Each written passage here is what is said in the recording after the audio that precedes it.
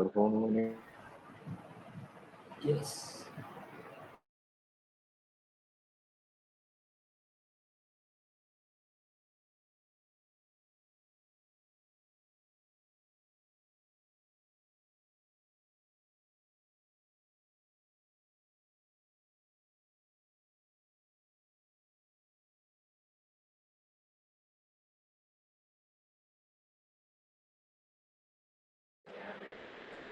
കേൾക്കുന്നില്ലേ?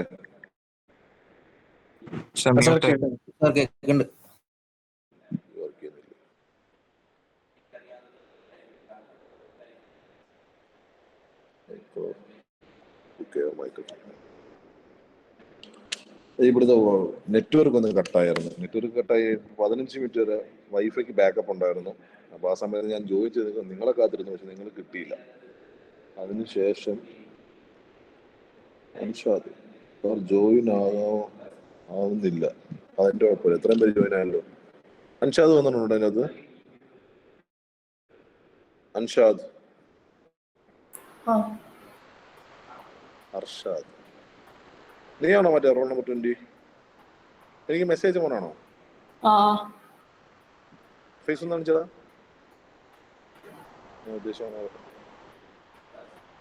ഫേസ് കാണിക്കാൻ പറ്റുന്ന രൂപത്തിലാണേ ഫേസ് ഒന്ന് കാണിക്കുക. നിന്റെ ക്യാമറ ഓണാക്കടാ. ക്യാമറക്ക് ഇത് പിസിയിലാണ്, ക്യാമറ ഇല്ല. ഞാൻ ഫോണിൽ ഓൺ ആക്കിട്ട് ഓണാക്കാം. വേണ്ട. നീ മറ്റേ സസ്പെൻഷൻ കിട്ടിയ ആളല്ലല്ലോ, അവനാണോ? ഏത്? അല്ല, നീ അല്ല. നീ 20 ആണോ 21 ആണോ? 21. Okay, cool. അപ്പോ മതി മ്യൂട്ട് ചെയ്തു.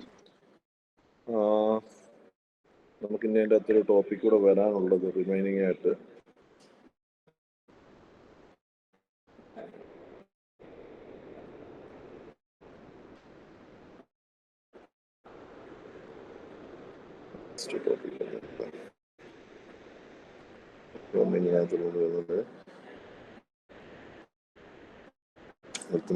പറഞ്ഞാണല്ലോ, റേഷ്യോസ് പറഞ്ഞിട്ടുണ്ട്, പ്ലാനിങ് കാര്യങ്ങൾ പറഞ്ഞു. ഇനി അടുത്തത് പോർട്ട്ഫോളിയോ മാനേജ്മെന്റ് പറയുന്നുണ്ട്. Portfolio management long time and short time investments ഉണ്ട്. Okay, what is portfolio management? നിങ്ങളിപ്പോ ഇൻവെസ്റ്റ്മെന്റ് മെന്റാലിറ്റിയിലാണെങ്കിൽ ഇപ്പൊ നിങ്ങളുടെ കയ്യിൽ ഒരു 1 lakh rupees ഇരിപ്പുണ്ട്. ജസ്റ്റ് ഇമാജിൻ ഒരു 1 lakh rupees നിങ്ങളുടെ കയ്യിലുണ്ട്. നിങ്ങൾക്ക് അത് എവിടെയെങ്കിലും ഇൻവെസ്റ്റ് ചെയ്യാൻ വേണ്ടി നിങ്ങൾ ഒരാളെ ഏൽപ്പിക്കുകയാണ്. ഇൻവെസ്റ്റ് ചെയ്തതിനു ശേഷം അയാൾക്ക് വേണ്ടി ടേംസ് ഓഫ്, അല്ലെങ്കിൽ നിങ്ങളുടെ കാശ് അല്ലെങ്കിൽ വേറെ ആളുടെ കാശ് നിങ്ങൾ ബ്രോക്കറായിട്ട് തന്നെ ഇൻവെസ്റ്റ് ചെയ്യാൻ ഉദ്ദേശിക്കുന്നു. ആ ക്യാഷ് 1 ലക്ഷം രൂപ നിങ്ങൾ ഒരിടത്ത് ഇൻവെസ്റ്റ് ചെയ്തിട്ട് ഒരു പക്ഷേ അത് പൊട്ടിപ്പോയാൽ റിസ്ക് എലമെന്റ്സ് കൂടുതലായി. ഇപ്പം നിങ്ങൾ ഏൽപ്പിച്ചത് 1 ലക്ഷം രൂപയ്ക്ക് 10% റിട്ടേൺസ് പുള്ളിക്ക് കൊടുക്കണം എന്നാണ് പുള്ളി പറയുന്നത്. അതിൽ കൂടുതൽ കിട്ടുകയാണെങ്കിൽ നിങ്ങൾക്ക് എടുക്കാം. ജസ്റ്റ് ഒരു ബ്രോക്കറിങ് പോലെ തന്നെ, അല്ലെങ്കിൽ കമ്മീഷൻ ബിസിനസ് പോലെ തന്നെ നിങ്ങളോട് പറയുന്നത് 1 lakhന് 10% റിട്ടേൺ കൊടുക്കണം ഒരു വർഷം, പെർ മന്ത് അല്ലെങ്കിൽ 1 lakh കൊടുക്കണം. Remaining whatever you can get, you can take it. അങ്ങനെ പറയുകയാണെങ്കിൽ സ്വാഭാവികമായിട്ടും നിങ്ങൾ നല്ല ഹൈ പ്രൊഫൈലുള്ള അല്ലെങ്കിൽ ഹൈ മാർജിനുള്ള ഏതെങ്കിലും ഒരു ബിസിനസ്സിൽ ഇൻവെസ്റ്റ് ചെയ്യാനുള്ള ചാൻസ് ഉണ്ട്. അപ്പോൾ ഈ പറഞ്ഞ പോലെ 10% കൂടുതൽ 15% റിട്ടേൺ കിട്ടുകയാണെങ്കിൽ 5% റിട്ടേൺ നിങ്ങൾക്ക് കിട്ടും. 10% ഇൻവെസ്റ്റ് ചെയ്യുന്നതിന് കൊടുക്കണം, ക്യാപിറ്റൽ റേസ് ചെയ്തതിന് കൊടുക്കണം. എപ്പോഴാണോ എന്നെ മെച്യൂരിറ്റി കഴിയുന്നത് തിരിച്ച് 1 lakh തിരിച്ചു കൊടുക്കുകയും വേണം. അതാണല്ലോ എഗ്രിമെന്റ് എന്ന് പറയുന്നത്. സ്വാഭാവികമായിട്ടും നമുക്കിപ്പോൾ 15% റിട്ടേൺ ഉള്ളവരടുത്തുണ്ട്, പക്ഷെ റിസ്ക് കൂടുതലാണ്. വേറെടുത്ത് 10% ഉള്ളൂ, റിസ്ക് കുറവാണ്. വേറെടുത്ത് ഒരു ഈ 2 കേസ്, വേറെടുത്ത് 5% ഉള്ളൂ, നോ റിസ്ക് ആണ്. കാരണം റെഗുലർ ഇൻകം ആയിരിക്കും, അതിൻ്റെ അകത്ത് യാതൊരു റിസ്ക്കും ഇല്ല. റിസ്ക് 0 റിസ്ക് ആണ്. ലൈക്ക് ബോണ്ട് പോലെ തന്നെ കൃത്യമായി കൊടുക്കുന്ന കാശ് തിരിച്ച് കിട്ടുമെന്നുള്ളത് 100% ഗ്യാരണ്ടീഡ് ആണ്, ഗവൺമെന്റ് ഗ്യാരണ്ടീഡ് ആയിട്ടുള്ള ബോണ്ടാണ്. അപ്പൊ നിങ്ങൾക്ക് ഈ 1 lakh rupee നിങ്ങൾ എങ്ങനെയായിരിക്കും ഇൻവെസ്റ്റ് ചെയ്യുന്നത്? നിങ്ങൾക്ക് 3 ഓപ്ഷൻ ഉണ്ട്. റിസ്ക് ഇല്ലാതെ 5% റിട്ടേൺ കിട്ടുന്നിടത്ത് ഇൻവെസ്റ്റ് ചെയ്യാൻ പറ്റും. 10% റിസ്ക് ഉള്ള ചെറിയ രീതിയിൽ റിസ്ക് ഉള്ളിടത്ത് ഇൻവെസ്റ്റ് ചെയ്യാം. പിന്നെ ഹൈ റിസ്ക് ഉള്ളിടത്ത് ഇൻവെസ്റ്റ് ചെയ്ത് 15% റിട്ടേൺ കിട്ടും. അതായത് 5% റിട്ടേൺസ് നിങ്ങൾക്ക് എടുക്കുകയും ചെയ്യാം. ദാറ്റ് മീൻസ് ഒരു മാസം 10,000 rupees ആണ് വരുന്നതെങ്കിൽ 10% റിട്ടേൺ എന്ന് പറയുമ്പോൾ 5% എന്ന് പറയുമ്പോഴത്തേക്ക് 5,000 കൂടെ ആഡ് ചെയ്യും. അപ്പൊ നിങ്ങൾ ഈ റിസ്ക് ഉള്ള 15% റിട്ടേൺ കിട്ടുന്നിടത്ത് ആഡ് ചെയ്താൽ, 15% റിട്ടേൺ ആഡ് ചെയ്താൽ 10,000 രൂപ ഓർഡർ കൊടുത്തിട്ട് ബാക്കി 5,000 നിങ്ങളെ കിട്ടും. നിങ്ങൾക്ക് അതിൻ്റെ ഒരു ചെലവില്ല. പിന്നെ മെച്യൂരിറ്റി പീരീഡ് കഴിയുമ്പോൾ 1 lakh തിരിച്ചു കൊടുക്കുകയും ചെയ്യാം. നിങ്ങൾ ഇത് എവിടെ ആയിരിക്കും ഇൻവെസ്റ്റ് ചെയ്യുന്നത്? ഉം?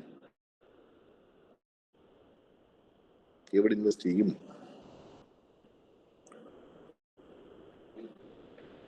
ഹലോ, സാർ ആ റിസ്ക് എടുക്കാൻ പറ്റുമെങ്കിൽ 15%. റിസ്ക് എടുക്കാൻ പറ്റുമെങ്കിൽ സ്വാഭാവികമായിട്ട് നമ്മൾ ചിന്തിക്കുന്നതായിരിക്കും. റിസ്ക് എടുക്കാൻ പറ്റുമെങ്കിൽ ആ റിസ്ക് ആരായിട്ട് എടുക്കും?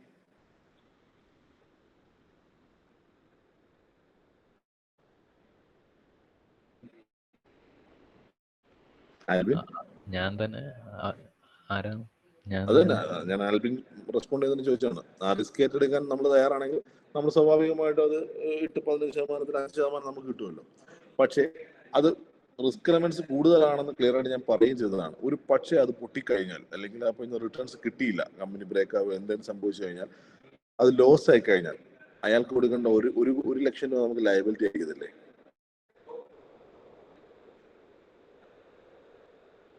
യെസ്. ആണല്ലോ, ഓഫ് കോഴ്സ്.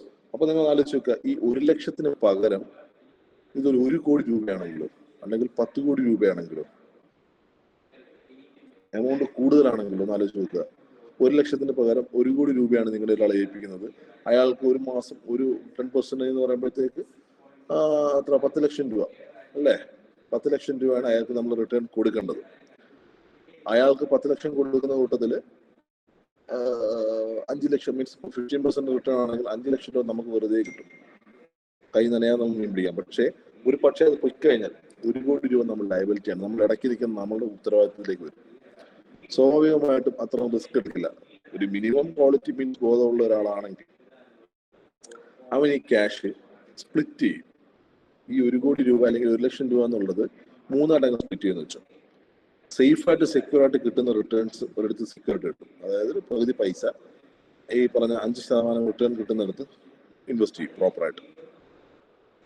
അപ്പോഴത്തേക്ക് തന്നെ 50,000 രൂപ അവിടെ ഇൻവെസ്റ്റ് ചെയ്തു. അതിന്റെ റിട്ടേൺ ആയിട്ട് നമുക്ക് 2,500 രൂപ മറ്റും വരത്തുള്ളൂ. അതിനുശേഷം ബാക്കി ഉള്ള റിമൈനിങ് പൈസ ഈക്വലി സ്പ്ലിറ്റ് ചെയ്യും. ഈക്വലി സ്പ്ലിറ്റ് ചെയ്യണമെന്നില്ല, അത് അവന്റെ വെയിറ്റേജ് അനുസരിച്ച് അവന് എങ്ങനെയുള്ള സ്പ്ലിറ്റ് ചെയ്യാം. ഒന്നെങ്കിൽ റാൻഡം വെയിറ്റേജ് കൊടുക്കാം, അതല്ലെങ്കിൽ ഇക്വി വെയിറ്റേജ് കൊടുക്കാം, ഈക്വൽ വെയിറ്റേജ് കൊടുക്കാം, അതല്ലെങ്കിൽ അവന് ഇഷ്ടപ്പെട്ട പെർസെൻറ്റേജ് വെയിറ്റേജ് അനുസരിച്ച് റിസ്ക് കൂടിയെടുത്ത് ചിലപ്പോൾ ചിലർ കൂടുതൽ ഇൻവെസ്റ്റ് ചെയ്യും, റിസ്ക് കുറഞ്ഞെടുത്ത് കുറച്ച് ഇൻവെസ്റ്റ് ചെയ്യും, തിരിച്ചും ഇൻവെസ്റ്റ് ചെയ്യും. അതായത് റിസ്ക് കുറഞ്ഞെടുത്ത് കൂടുതലും, റിസ്ക് കൂടിയെടുത്ത് കുറവും ഇൻവെസ്റ്റ് ചെയ്തിട്ട് ആ കിട്ടുന്ന റിട്ടേൺസ് ഒരു റെഗുലർ ഇൻകം കിട്ടുന്ന രീതിയിലാണ് സ്പ്ലിറ്റ് ചെയ്ത് തരുന്ന പരിപാടിയുണ്ട്. നമ്മൾ ഈ പറയുന്ന റിസ്ക് റിഡ്യൂസ് ചെയ്യുന്ന ഒരു മെത്തേഡാണത്. നമുക്ക് ആ ഒരു പ്രോസസ്സിലൂടെ നമുക്ക് വന്ന റിസ്കിനെ നമുക്ക് റിഡ്യൂസ് ചെയ്ത് 3ആയിട്ട് മാറ്റാൻ പറ്റും. അല്ലെങ്കിൽ റിസ്ക് ഡൈവേഴ്സിഫിക്കേഷൻ എന്നോ വേണമെങ്കിൽ പറയാം. റിസ്കിനെ ഒഴിവാക്കുന്ന ഒരു പരിപാടിയാണ് അവിടെ നടക്കുന്നത്. ആ ഒരു പ്രോസസ്സ് തന്നെയാണ് നമ്മൾ ഈ പറയുന്ന ഇവിടെയും നടക്കുന്നത്. അതിനെ പറയുന്ന പേരാണ് പോർട്ട്ഫോളിയോ മാനേജ്മെന്റ് എന്ന് പറയുന്നത്. എങ്ങനെ റിസ്ക് റെഡ്യൂസ് ചെയ്യാം? റിസ്ക് മാനേജ്മെന്റ്, പോർട്ട്ഫോളിയോ മാനേജ്മെന്റ് നമുക്ക് റിസ്ക് മാനേജ്മെന്റ് എന്ന് വേണമെങ്കിലും പറയാം, പോർട്ട്ഫോളിയോ ഡൈവേഴ്സിഫിക്കേഷൻ എന്ന് പറയാം, അല്ലെങ്കിൽ പോർട്ട്ഫോളിയോ മാനേജ്മെന്റ് എന്ന് പറയാം. നമുക്ക് ആ റിസ്കിനെ റിട്ടേൺ ആക്കി മാറ്റുന്നതിനുള്ള പ്രൊസീജിയറിന് ഇടയ്ക്ക് വരുന്ന റിസ്ക് എലമെന്റ്സിനെ റിഡ്യൂസ് ചെയ്യുന്ന ഒരു മെത്തേഡാണ് പോർട്ട്ഫോളിയോ മാനേജ്മെന്റ് എന്ന് പറയുന്നത്. ഇതിപ്പോൾ സ്റ്റോക്ക് മാർക്കറ്റിലാണെങ്കിൽ ഏറ്റവും കൂടുതൽ കാണാൻ പറ്റും. സ്റ്റോക്ക് നമ്മൾ ഇടുമ്പോൾ ഒരിക്കലും നിങ്ങളോട് ഞാൻ പറഞ്ഞിട്ടുണ്ടാവും, ഡിഫറെന്റ് സെക്ടറായിട്ടാണ് നമ്മുടെ സ്റ്റോക്ക് മാർക്കറ്റ് വരുന്നത്. സ്റ്റോക്ക് മാർക്കറ്റിനകത്ത് തന്നെ ഡിഫറെന്റ് സെക്ടറുകളുണ്ട്. ഇപ്പോൾ സ്റ്റീൽ ആൻഡ് കൺസ്ട്രക്ഷൻ സ്ട്രക്ചർ ഉണ്ടാവും, പിന്നെ ഇൻഡസ്ട്രിയൽ സ്ട്രക്ചർ ഉണ്ടാവും, പിന്നെ അല്ലെങ്കിൽ എന്താ പറയുക പവർ ജനറേഷൻ ഉണ്ടാവും. അങ്ങനെ ഡിഫറെന്റ് സെഗ്മെന്റ് ആയിട്ടായിരിക്കും നമ്മുടെ സ്റ്റോക്സ് വരുന്നത്. അപ്പം ആ ഓരോ സ്റ്റോക്സിനും എല്ലാ ദിവസവും എല്ലാ സെക്ടറും സക്സസ് ആവണമെന്നില്ല. അപ്പം ചില ദിവസം മെഡിക്കൽ സെക്ടർ ആയിരിക്കും സക്സസ് ആയിട്ട് നിൽക്കുന്നത്, ചിലപ്പോൾ ഇൻഡസ്ട്രിയൽ സെക്ടർ ആയിരിക്കും, ചിലപ്പോൾ കൺസ്ട്രക്ഷൻ സെക്ടർ ആയിരിക്കും, ചിലപ്പോൾ പവർ സെക്ടർ ആയിരിക്കും. ഇപ്പൊ 4 പിന്നെ ബാങ്കിങ് സെക്ടർ ഉണ്ട്. അങ്ങനെ ഡിഫറെന്റ് സെക്ടേഴ്സ് ഉണ്ട്. അപ്പൊ അതിനകത്ത് ഏത് സെക്ടറാണ് വരുന്നത് പറയാൻ പറ്റത്തില്ല. സ്വാഭാവികമായിട്ടും നമ്മൾ ചെയ്യേണ്ടത് നമുക്ക് കിട്ടുന്ന സ്റ്റോക്സ് നമ്മൾ ഡിവൈഡ് ചെയ്ത് വേണം പലയിടത്തിടാൻ. ഇപ്പൊ ചിലപ്പം ഇപ്പൊ നമ്മുടെ എൻ്റെ 1 ലക്ഷം രൂപ ഉണ്ട്. 1 ലക്ഷം രൂപ ഞാൻ കൊണ്ടുപോയിട്ട് അംബാനിയുടെ പവർ സെക്ടറിൽ ഇടും. അന്നത്തെ ദിവസം ഭയങ്കര 200% അല്ലെങ്കിൽ 20% റിട്ടേൺസ് വരികയാണെങ്കിൽ നമുക്ക് 1 ലക്ഷം രൂപ എന്നുള്ളത്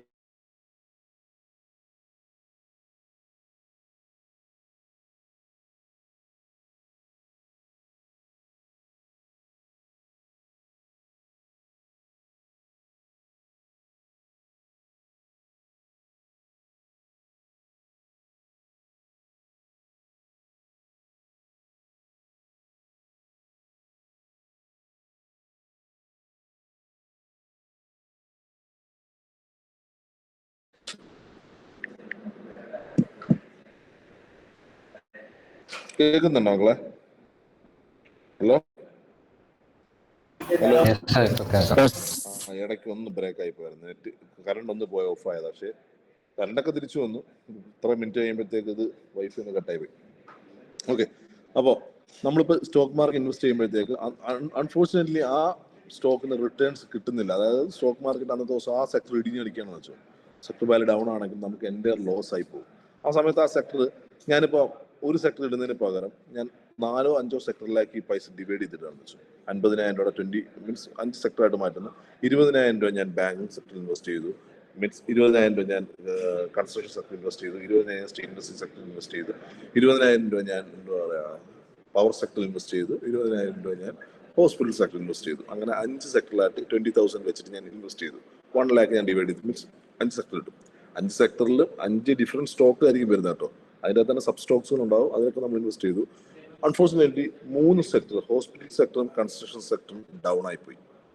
ബാക്കി റിമൈനിങ് ആയിട്ടുള്ള 3 സെക്ടറുകൾ ഉണ്ടല്ലോ, ആ സെക്ടറിന് ഭയങ്കര റിട്ടേൺസ് ഉണ്ടെങ്കിൽ മേ ബി ഈ പറഞ്ഞ 20,000 വെച്ച് 60,000 രൂപ കിടപ്പുണ്ട്. അതിന്റെ റിട്ടേൺ എന്ന് പറയുന്നത് മേ ബി കിട്ടുന്നത് ഈ 1 lakh ഒരുമിച്ചിട്ടതിനൊക്കെ കൂടുതൽ കാശ് കിട്ടാം. സോറി, ഒരുമിച്ച് ഈ പറഞ്ഞ സക്സസ് 1 ലക്ഷം രൂപ നമ്മൾ ഡയറക്റ്റ് സക്സസ് ആവുന്നതിൻ്റെ അത്ര കൂടുതൽ അത്ര കാശ് കിട്ടില്ല. പക്ഷേ നിങ്ങൾ ആലോചിക്കുക, നമ്മൾ നേരത്തെ കൊണ്ടുപോയി ബ്രേക്ക് ആയി പോയ 2 സെക്ടറിലേക്കാണ് നിങ്ങൾ ആദ്യമേ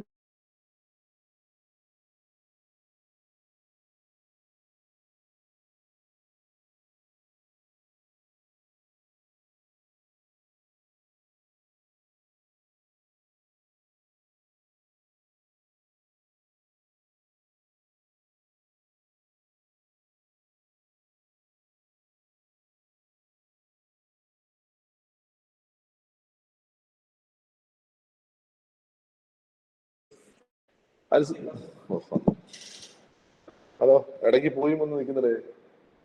അറിയുന്നില്ലല്ലേ? ഓക്കെ, കേൾക്കുന്നുണ്ടോ? ഇപ്പൊ കേൾക്കുന്നുണ്ടോ? ലാസ്റ്റ് ഇപ്പൊ നിങ്ങൾ എവിടം വരെ കേട്ടെ? ഇടയ്ക്ക് നെറ്റ് പോയതുപോലെ അറിയുന്നില്ല, സ്ക്രീൻ പോയപ്പോഴാണ് ഞാൻ അറിയുന്നത്.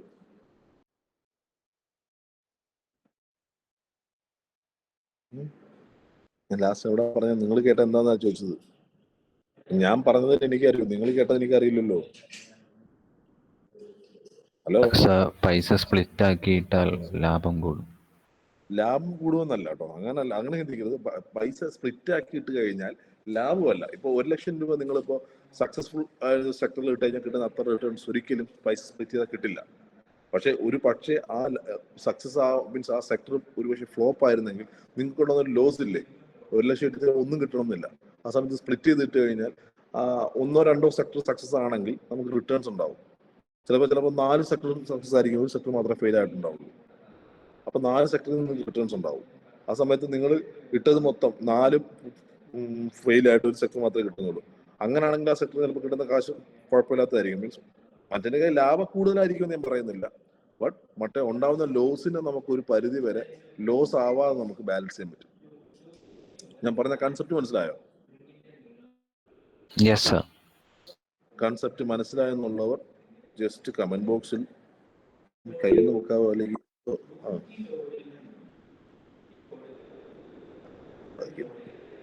കൈ വെക്കുന്നുണ്ട്. മതി, സന്തോഷം. അല്ല, കൈ പൊക്കുന്നുണ്ടല്ലോ, നിങ്ങൾ ഇവിടെ തന്നെ ഉണ്ടല്ലോ, അത് മതി. ആരെങ്കിലും ഗ്രൂപ്പിൽ എല്ലാവരും പെട്ടെന്ന് കൈ പൊക്കുമെന്ന് പറഞ്ഞപ്പോൾ പൊക്കുന്ന കൈകളല്ലല്ലോ അത്. Okay, thank you. ഓക്കെ, ഇനി നമുക്ക് വേണ്ടത് ഷോർട്ട് ടൈം ഇൻവെസ്റ്റ്മെന്റ്സും ലോങ് ടൈം ഇൻവെസ്റ്റ്മെന്റ്സും ആണ്. ഇപ്പോ ഷോർട്ട് ടൈം ഓക്കെ മക്കളെ, മതി കൈ പൊക്കിയത് മതി. എല്ലാവരും കൈ പൊക്കി, സംഭവിച്ചു, സന്തോഷം. സ്ലോ ആണോ പ്രണവ്? എല്ലാവരും കുറെ പേരൊക്കെ സ്ലോ ആണല്ലോ. മതി.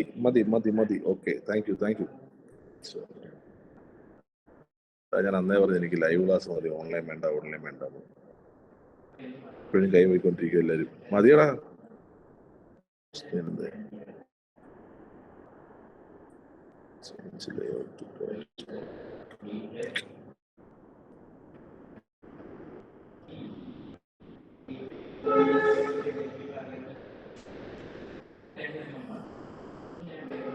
ഓക്കെ, ഇനി നമുക്ക് വരുന്നത് ലോങ് ടൈം ഇൻവെസ്റ്റ്മെന്റ്സും ഷോർട്ട് ടൈം ഇൻവെസ്റ്റ്മെന്റ്സും ആണ്. നമുക്ക് എപ്പോഴും കൂടുതൽ റിട്ടേൺസ് കിട്ടുന്നത് ഷോർട്ട് ടൈമിലായിരിക്കുമോ ലോങ് ടൈമിലായിരിക്കുമോ? ഷോർട്ടിലായിരിക്കും നമുക്ക് എപ്പോഴും കൂടുതൽ റിട്ടേൺസ് കിട്ടാൻ ചാൻസ്. റിസ്ക് എലമെന്റ്സ് കൂടുതൽ എവിടെ ആയിരിക്കും? ഷോർട്ട് ടൈമിലായിരിക്കും ലോങ് ടൈമിലായിരിക്കും? ഷോർട്ട്. യെസ്, റിസ്ക് എലമെന്റ്സ് കൂടുതലും ഈ പറഞ്ഞ പോലെ ഷോർട്ട് ടൈമിലായിരിക്കും. എന്തുകൊണ്ടാണെന്ന് വെച്ച് കഴിഞ്ഞാൽ മാർക്കറ്റ് ഫ്ലക്ച്വേഷൻ വളരെ പെട്ടെന്ന് അഫക്റ്റ് ചെയ്യുന്നത് ഷോർട്ട് ടൈമിലായിരിക്കും. ഇപ്പോൾ ഒരു എക്സാമ്പിൾ വെച്ച് കഴിഞ്ഞാൽ നിങ്ങളുടെ കയ്യിൽ ഇപ്പോൾ കുറച്ച് ക്യാഷ് ഉണ്ട്. നിങ്ങൾ ഈ ക്യാഷ് ഒരു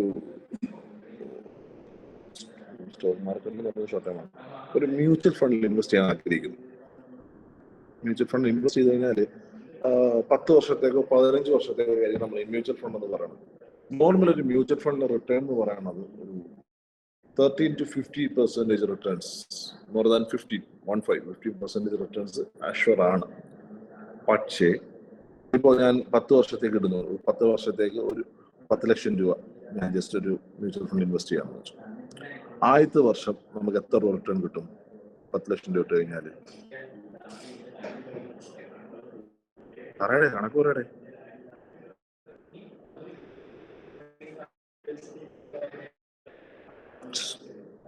പറയുന്നില്ലേ? 10 ലക്ഷം രൂപ ഞാൻ മ്യൂച്വൽ ഫണ്ടിൽ ഇട്ട് കഴിഞ്ഞാൽ ഒരു വർഷം കഴിയുമ്പോൾ 15% റിട്ടേൺ ആണെങ്കിൽ എത്ര രൂപ കിട്ടും? കൈവക്കാൻ എല്ലാവരും ഉണ്ടായിരുന്നല്ലേ? ടൈപ്പ് ചെയ്തടാ എമൗണ്ട് ടൈപ്പ് ചെയ്തേ. എത്ര എണ്ണം അറിയാമല്ലോ. ഓക്കെ, ബാക്കിയുള്ളവർക്ക് എന്റെ മെസ്സേജ് ബോക്സ് ഓപ്പൺ ചെയ്യാൻ പറ്റുന്ന നെറ്റ്വർക്ക് ഇഷ്യൂ ആണ്. ഓക്കെ കുഴപ്പമില്ല. ബാക്കിയുള്ളവര് കേട്ടില്ല.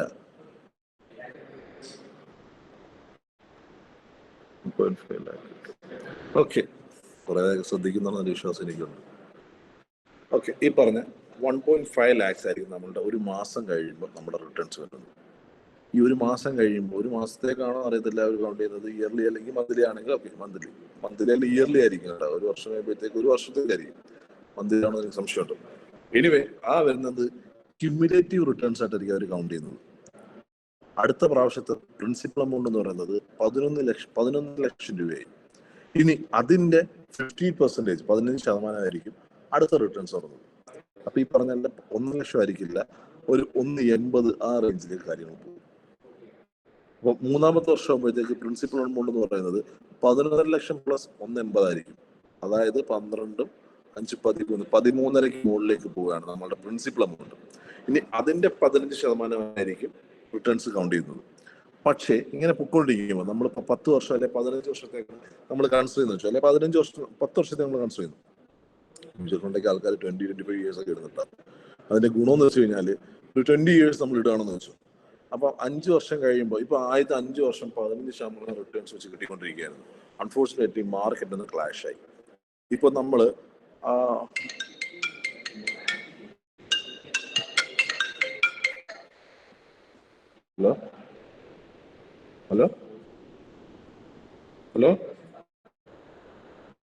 ഹലോ ഞാൻ ക്ലാസ്സിലാണ്. ആരായാലും ക്ലാസ്സിലാണ്.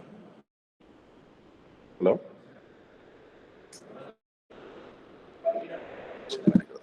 ഓക്കെ, ആരാന്നറിയില്ല. 20 വർഷത്തേക്ക് ഇൻവെസ്റ്റ് ആണ്. ആദ്യത്തെ 5 വർഷം കഴിഞ്ഞപ്പോഴത്തേക്കും നമ്മളുടെ മാർക്കറ്റ് ഒന്ന് ക്ലാഷ് ആയി. സ്റ്റോക്ക് മാർക്കറ്റും മ്യൂച്വൽ മാർക്കറ്റും എല്ലാം ക്ലാഷ് ആയി. ആ വർഷം നമ്മൾ അഥവാ എടുക്കുകയാണെങ്കിൽ, നമ്മൾ 5-ാം വർഷം എടുക്കുമ്പോഴത്തേക്ക് ചിലപ്പോൾ ക്ലാഷ് ആയി കഴിഞ്ഞാൽ ചിലപ്പോൾ നല്ലൊരു ലോസ് ആയിരിക്കും നമുക്ക് കിട്ടുന്നത്. എന്നാൽ 2 വർഷം ക്ലാഷ് കഴിഞ്ഞിട്ട് 7-ാം വർഷം വീണ്ടും ഇത് മ്യൂച്വൽ തിരിച്ച് പഴയതുപോലെ ഫ്ലറിഷ്ഡ് ആയി വരികയാണെന്ന് വെച്ചാൽ, 7-ാം വർഷം മുതൽ വീണ്ടും നമ്മുടെ ആ പ്രിൻസിപ്പൽ എമൗണ്ട് താന്നുണ്ടെങ്കിലും വീണ്ടും അടുത്ത പ്രിൻസിപ്പൽ എമൗണ്ട് 7-ാം വർഷം കൂടുന്നു, 8 കൂടുന്നു, 9 കൂടുന്നു, 10 കൂടുന്നു. അപ്പൊ ഇങ്ങനെ നമ്മളുടെ മ്യൂച്വൽ ഫണ്ട് എന്ന് പറയുന്നത് ആ 10 എന്നുള്ളത് ആൾറെഡി 5 വർഷം കഴിയുമ്പോഴത്തേക്ക് ഏതാണ്ട് ഒരു 18 ലക്ഷം രൂപയായെന്ന് വെച്ചു. ആ വർഷം ഡിപ്പായിരുന്നു. പക്ഷെ ആ പ്രിൻസിപ്പൽ എമൗണ്ട് മാറാൻ പോകുന്നില്ല.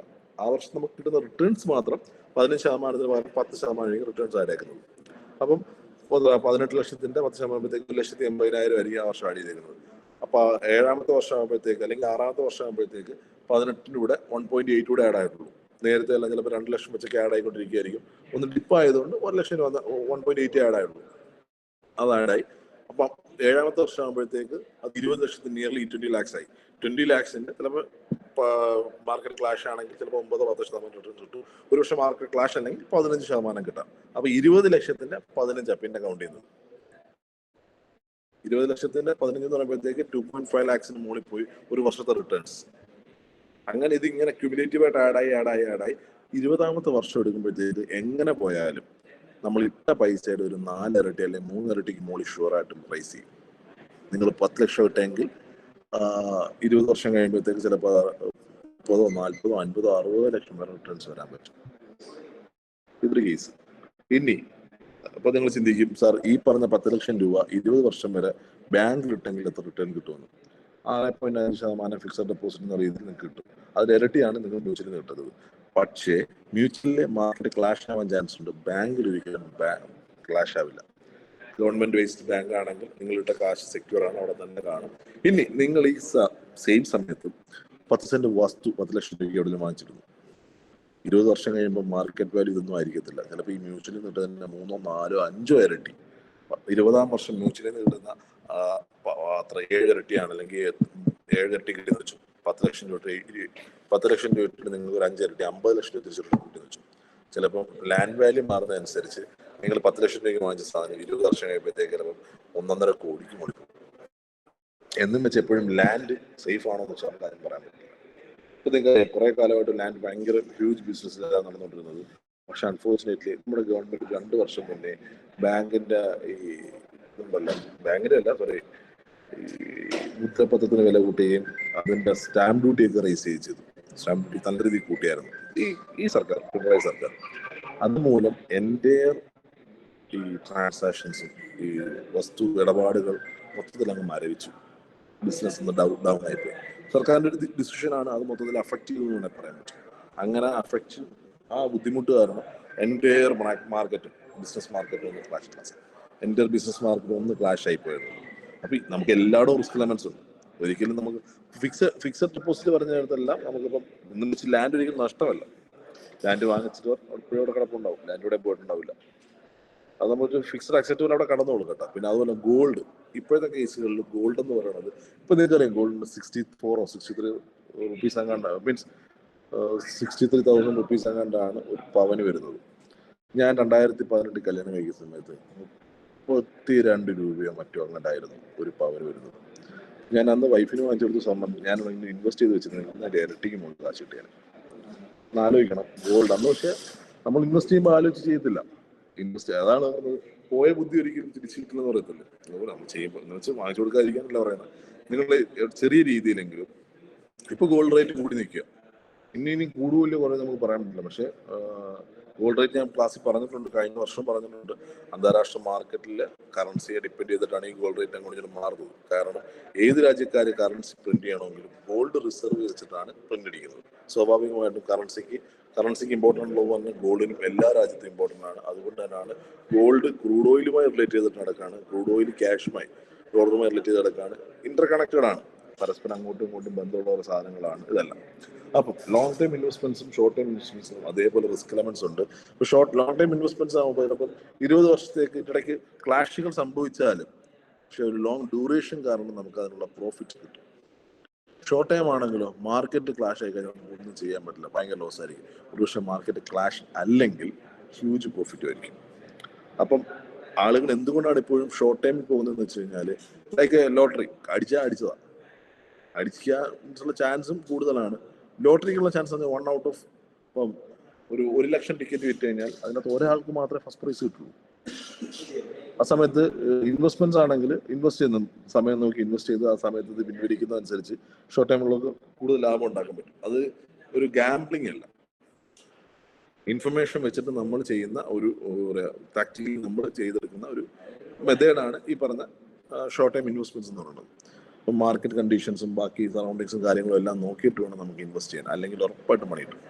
ആ സമയത്ത് ലോങ് ടൈം ആകുമ്പോൾ വേറെ ഒന്നും ആലോചിക്കേണ്ട. ഇൻവെസ്റ്റ് ചെയ്ത് കഴിഞ്ഞാൽ പിന്നെ ആ ക്യാഷ്, ആ ഒരു മെച്യൂരിറ്റി പീരീഡ് എന്ന് പറഞ്ഞ സാധനം ഉണ്ടല്ലോ, എന്ന് തിരിച്ചെടുക്കുന്നു എന്നുള്ള ആ ഡ്യൂറേഷനാണ് നമ്മൾ മെച്യൂരിറ്റി എന്ന് പറയുന്നത്. സ്റ്റാർട്ട് ചെയ്തിട്ട് എൻഡ് ചെയ്യുന്നത് എപ്പോഴാണോ അതിൻ്റെ ഇടയ്ക്കുള്ള ഡ്യൂറേഷൻ ഉണ്ടല്ലോ, അതായിരിക്കും നമ്മളുടെ മെച്യൂരിറ്റി പീരീഡ് എന്ന് പറയുന്നത്. ഈ മെച്യൂരിറ്റി പീരീഡ് ബ്രേക്ക് ചെയ്തെടുത്തു കഴിഞ്ഞാൽ ഈ പറഞ്ഞ റിട്ടേൺസ് ഒരിക്കലും കിട്ടത്തില്ല. എപ്പോഴും മെച്യൂരിറ്റി പീരീഡ് കഴിഞ്ഞാൽ മാത്രമേ നമുക്കത് എടുക്കാൻ പറ്റുള്ളൂ. സോ മെച്യൂരിറ്റി പീരീഡ് എപ്പോഴും ഒരു ഫാക്ടറാണ്. ഈ മെച്യൂരിറ്റി പീരീഡ് കഴിയുന്നതിനും വരെ നിങ്ങളത് വെയിറ്റ് ചെയ്യുക. ഈ മെച്യൂരിറ്റി പീരീഡിന്റെ ഇടയ്ക്ക് ആ ക്യാഷിനെ പറ്റി നിങ്ങൾ ചിന്തിക്കുകയേ പാടില്ല. അതായത് നിങ്ങൾ ഡെഡ് മണിയായിട്ട് കൊണ്ടിടുന്ന പൈസയാണ്. ആ എന്താവശ്യം വന്നാലും ആ മെച്യൂരിറ്റി പീരീഡിൽ അത് ബ്രേക്ക് ചെയ്യാൻ പാടില്ല. After maturity period you can take it back. അങ്ങനെ വന്നാൽ മാത്രമായിരിക്കും ഈ പറഞ്ഞ ഏത് റിട്ടേണും കൂടുതൽ പ്രോഫിറ്റബിൾ ആയി കിട്ടുള്ളൂ. അതിപ്പോൾ നിങ്ങൾ FD ഇടുമ്പോൾ അവിടെ ബാങ്കിലും ഈ പറഞ്ഞ പോലെ തന്നെ പ്രൊസീജിയർ ഉണ്ട്. അവിടെ മെച്യൂരിറ്റി പീരീഡ് ബാങ്കും ഫാക്ടറായിട്ട് പറയുന്നുണ്ട്. നിങ്ങൾക്കിപ്പോൾ ഫിക്സഡ് ഡെപ്പോസിറ്റ് ആയിട്ട് ഒരു 8.2% റിട്ടേൺ ഒക്കെ പറഞ്ഞു കഴിഞ്ഞാൽ അവർ കൃത്യം ആലോചിക്കുക, ആ പറഞ്ഞ ഡ്യൂറേഷൻ കഴിയുന്നതിന് മുന്നേ എടുത്താൽ ആ പറഞ്ഞ റിട്ടേൺസ് കിട്ടില്ല. എപ്പോഴാണോ നിങ്ങൾ ആ പറഞ്ഞ മെച്യൂരിറ്റി പീരീഡ് കഴിയുന്നത് അതിനുശേഷമാണ് നിങ്ങൾ എലിജിബിൾ ആവുള്ളൂ. ഇപ്പോൾ അത് മാത്രമല്ല, ഈ മെച്യൂരിറ്റി പീരീഡ് എന്ന് പറയുന്നത് നിങ്ങളിപ്പോൾ മെഡിക്കൽ ഇൻഷുറൻസ് എടുക്കുന്നുണ്ടാവില്ലേ, കുട്ടികൾ നിങ്ങളുടെ പേരൻസ് ഒക്കെ നിങ്ങൾക്ക് എടുക്കുന്നുണ്ടാവും. അതിൻ്റെ അകത്ത് ഒരു 2 year ഓഫ് ലൈഫ് സ്പാൻ ഉണ്ട്. നിങ്ങൾ ആ 2 വർഷം കഴിഞ്ഞാൽ മാത്രമേ നിങ്ങൾ എലിജിബിൾ ആവുള്ളൂ പല ക്രൈറ്റീരിയസിന് വേണ്ടി. അപ്പോൾ അതിനിടയ്ക്ക് നിങ്ങൾക്ക് അസുഖം വന്നു കഴിഞ്ഞാൽ അത് ക്ലെയിം ചെയ്യാൻ പറ്റില്ല. ആ 2 വർഷം കഴിഞ്ഞാൽ മാത്രമാണ് നിങ്ങൾക്ക് സർജറി പോലുള്ള പല കേസുകളിലും എലിജിബിൾ ആവുള്ളൂ. അല്ലെ പിന്നെ സഡൻ എമർജൻസി ആക്സിഡൻസോ അങ്ങനത്തെ കാര്യങ്ങളൊക്കെ ആയിരിക്കണം. അപ്പം ഞാനത് സമയോചിതമായി പറഞ്ഞതേ ഉള്ളൂ. ഓക്കെ, അപ്പം നിങ്ങൾ ഇന്നത്തെ ദിവസം ലോങ് ടൈം ഇൻവെസ്റ്റ്മെന്റ് പറ്റിയും ഷോർട്ട് ടൈം ഇൻവെസ്റ്റ്മെന്റ് പറ്റിയും ഒരു ഷോർട്ട് നോട്ട് എഴുതി അപ്ലോഡ് ചെയ്തേക്കണം കേട്ടോ. ഇന്ന് ക്ലാസ് നെറ്റ്വർക്കിന്റെ ഇഷ്യൂ കാരണമാണ് നമുക്ക് ഇത്രയും ലെങ്തി ആയി പോയത്. ഞാൻ മാക്സിമം 1/2 മണിക്കൂർ എടുക്കാൻ ഉദ്ദേശിക്കുന്നുള്ളൂ. ഇടയ്ക്ക് നെറ്റ്വർക്ക് അങ്ങോട്ടും ഇങ്ങോട്ടും പോയതുകൊണ്ടാണ് ഇത്രയും ലോങ് ഡ്യൂറേഷൻ ക്ലാസ് പോയത്. ഇനി അത് കുഴപ്പമില്ല, ഞാൻ ഇന്നത്തേക്ക് വർക്ക് ഇട്ട് തന്നേക്കാം. അപ്പം ET ലാബിൽ നിങ്ങൾ അപ്ലോഡ് ചെയ്താൽ മതി. Write a short note regarding long-term investments and short-term investments. One question. Okay. ഇനി അറ്റൻഡൻസ് കൂടെ ഞാൻ എടുത്തേക്കാം. അറ്റൻഡൻസ് പറയുന്നവര് ഇറങ്ങിപ്പോയിക്കോ, മീൻസ് ഔട്ട് ആയിക്കോട്ടോ. അറ്റൻഡൻസ് പറഞ്ഞിട്ടേ ഞാൻ പറയാം. ലൈവായിട്ട് അറ്റൻഡൻസ് കിട്ടാം. ലൈവായിട്ട് കിട്ടാൻ പോയി.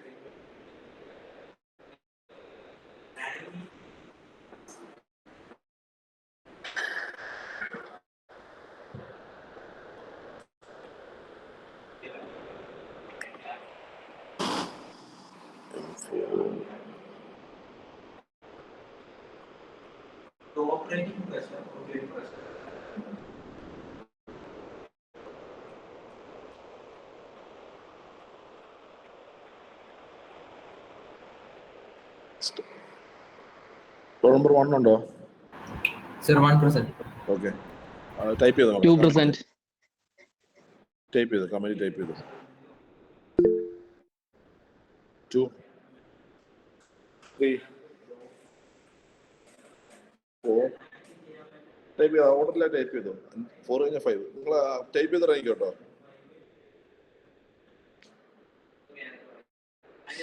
അറ്റൻഡൻസ് പറഞ്ഞാലും ഇറങ്ങിക്കോളൂ.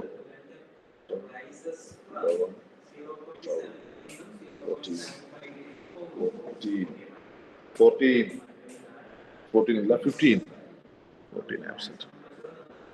14 absent. Okay, ടൈപ്പ് ചെയ്തോ. 18 ഇല്ല, 19.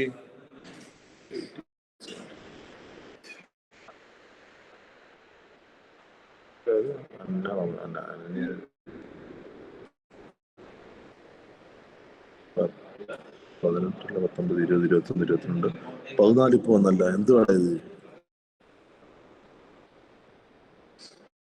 23, 24, 25, 25, 26. എടാ 14 ഇടയ്ക്കിടയ്ക്ക് വെറുപ്പിക്കണ്ട. നീ കണ്ണു കാണാം. 27 പ്ലീസ്. 27 28.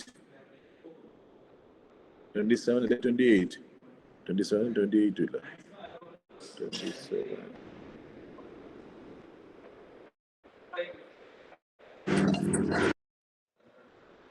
29, 30, 31, 32, 33.